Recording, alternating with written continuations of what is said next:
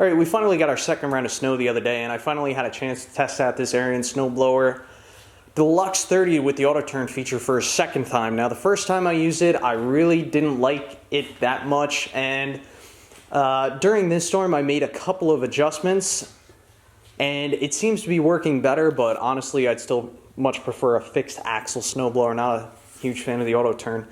So let me talk a little bit about this. So some of the problems I have been having with this machine is, well, first off, the type of snow I get here is kind of like a heavy wet snow. I don't really get powder. This thing would probably fly right through powder, so I definitely have a challenging type of snow for this machine, and any snowblower for that matter. And what's been happening for me is I've been having a real hard time keeping this machine going straight. It likes to wander in one direction or another, so I'm always fighting to keep the machine straight. And secondly, it seems to be skimming up over the snow. It really hasn't been digging down to the pavement and really getting a lot of that snow. If anything, it's almost been like gliding up over and just like taking off a little bit off the top. So a lot of you have said in the comments in the previous video that I didn't adjust this machine properly.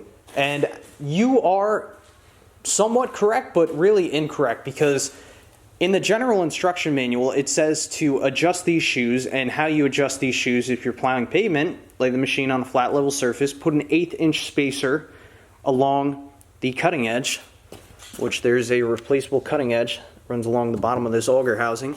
So 1/8 inch spacer, flat level surface, because you know it's half on carpet right now. And then you drop or loosen up these skid shoes, drop them down, tighten them up, and that's how you're supposed to properly adjust it. Well, that doesn't work well. And here's why it doesn't work well. What happens for the type of snow I get here is it compacts very easily, and it makes contact with those shoes first. So what happens, those shoes make contact with the snow, and it actually lifts the cutting edge up off the ground a little bit, and you're never really digging down into the pavement. You're really just skimming a little bit above the pavement, and it just goes all over the place, and it leaves a big mess behind, and God forbid if you step on the snow, it's just like you'll never be able to bring up the snow that way. So now, before I talk about the adjustments I made to the cutting shoes, there's another really important adjustment that you should check first. So what you need to do, you need to loosen up, if not remove your shoes. Of course, make sure you're on a flat level surface and your tires are equally inflated. Grab the handlebars and tilt the machine back, and let the machine down slowly. And what you want to check for, you want to check that the auger housing comes down equally and evenly all at the same time. If you tilt this machine back and say the left side comes down before the right side, then this machine is fakakad in one direction or the other. And it says nothing about this in the instruction manual. I had to go to an online forum, and that's really how I learned about this. So how you can adjust your machine if when you tilt it back it hits one side or the other first, there's a bolt right here, and there's a bolt right here. And simply what you do, you loosen those up. I think those are 9/16 inch bolts. And then after you loosen them up, just let the machine sit on a flat level surface. Tighten up those bolts, and then do the tilt test. And that's exactly what I did. My machine was actually hitting a bit on the left side before the right side, so after making that adjustment, tilting it back, it now comes down completely evenly. So I think that was definitely one problem, because the machine was digging in more on the left side than it was on the right side. So now it sits completely evenly.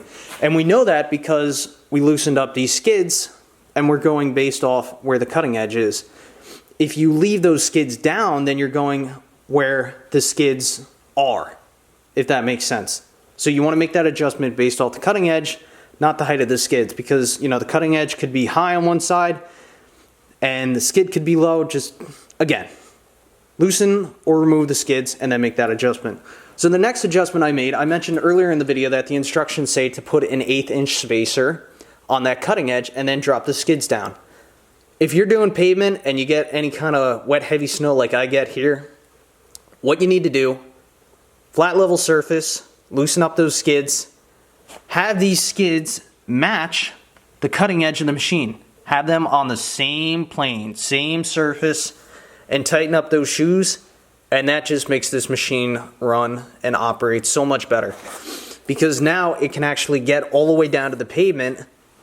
The only disadvantage is you are going to wear out your cutting edge a bit sooner than you would otherwise if your skids were, you know, hitting the ground before that cutting edge.